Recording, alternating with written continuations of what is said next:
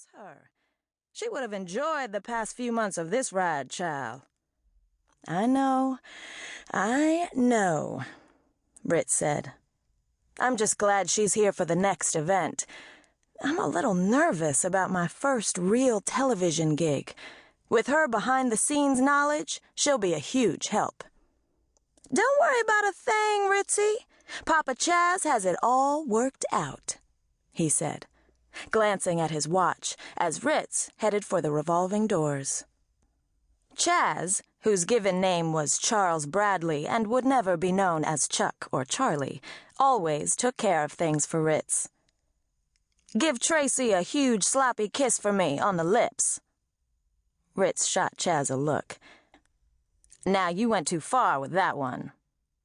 Can't blame a brother for trying, he said, and playfully pushed her toward the door.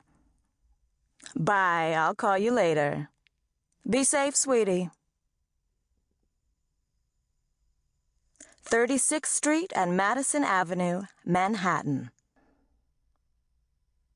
Ritz Harper checked her frosty Frank Mueller watch. It was 8 minutes past 7. She had some time to kill before picking up her best friend, Tracy, at the airport. It was a crisp 30 degrees.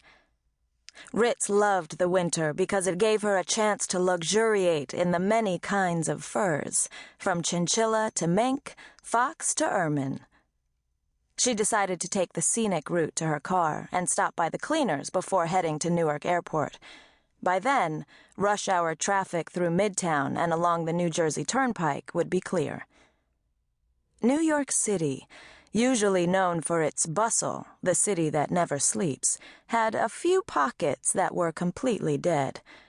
After Ritz left her studio on 34th and Park, street traffic amounted to just a few passers-by.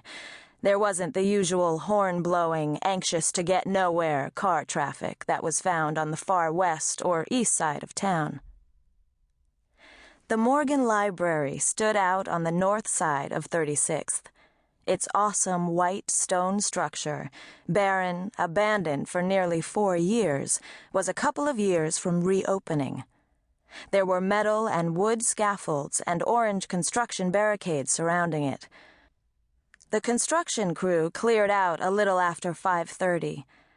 The apartment buildings across the street seemed like mini abandoned museums themselves. Many of the residents were either in for the night or out partying. The street was quiet. The only illumination came from a dull streetlight near Park Avenue on 36th. Ritz loved this neighborhood. Ever since she began working in the city 5 years ago, she imagined living on the Upper East Side and on nice days walking down Park Avenue before her shift, catching lunch at the Four Seasons, even shopping at the expensive stores, and, of course, being hounded by adoring fans wanting her autograph. It was a fantasy that Ritz had had since she was a little girl. It was a fantasy that she was now living out. But the reality didn't quite live up to the fantasy. Ritz didn't realize how much she loved her privacy, and how shocked she would be to have people come up to her while she was eating or strolling the streets and ask for an autograph. Some were much more rude than she could have imagined, but for the most part, Ritz enjoyed the fame.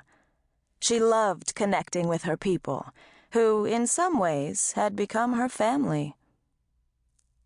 By the time Ritz left the glass and steel building that housed her studio and headed northwest toward the cleaners, about a dozen people stopped to speak, wave, or get an autograph. "Hey, Ritz!"